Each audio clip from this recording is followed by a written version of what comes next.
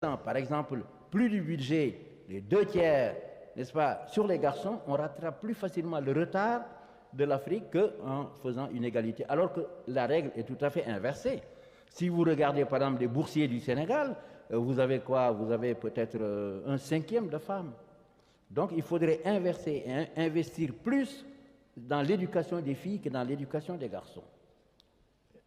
Mais comme me disait quelqu'un, il m'a dit qu'il ne faut pas trop en parler parce que tu risques de perdre des voix aux élections. Mais non, les hommes suivront les femmes quand ils iront voter, Monsieur le Président. Est-ce que je peux vous demander si la nouvelle Constitution maintient ou interdit la polygamie? Non, la nouvelle Constitution ne se prononce pas sur la polygamie parce que la polygamie est une institution traditionnelle très complexe.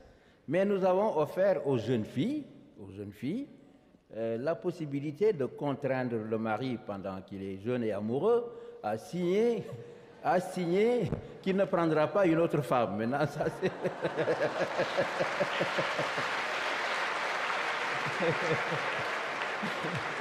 Oui. Ça mériterait un débat, ça, Monsieur le Président.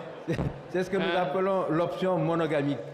Oui. Mais il appartient aux jeunes filles de se battre pour ça. Oui. Mais il faudra que vous aidiez les jeunes filles dans cette bataille, parce que sinon elles seront un peu dépourvues face aux traditions. Allez, une autre question. Oui, Monsieur le Président, bonsoir. Je suis étudiant à l'Institut d'études politiques d'Aix-en-Provence. Nous entendons toute l'importance que vous attachez à la réalisation des principes de la démocratie. Vous avez aussi abordé le problème de l'illettrisme.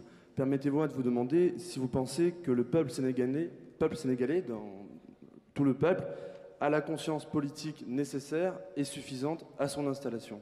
Merci. À l'installation de la démocratie. Oui, écoutez, je puis vous assurer que le peuple sénégalais, peut-être parce que pendant longtemps, disons la masse a fait des revendications avec moi, est absolument conscient de ses droits et de ses devoirs. Parce que cette conscience populaire aussi est très intéressante. Et je ne crois pas que moi-même, que je puisse avoir le droit de faire du n'importe quoi au Sénégal. Je ne le crois pas. Il y a ce qu'on appelle aujourd'hui, les observateurs considèrent qu'il y a une conscience citoyenne au Sénégal, qui est apparue avec mon élection le 19 mars. Ce qui n'existait pas avant. Avant, on applaudit, on va au meeting, etc. Mais maintenant, les Sénégalais considèrent qu'ils ont des droits, qu'ils ont des devoirs, ils écrivent, ils demandent des explications, pourquoi ci, pourquoi ça. Et je vous donne un exemple. 3 mois après l'installation du gouvernement, toute la presse sénégalaise, donnez-nous votre bilan, qu'est-ce que vous avez fait depuis que vous êtes là, etc. etc.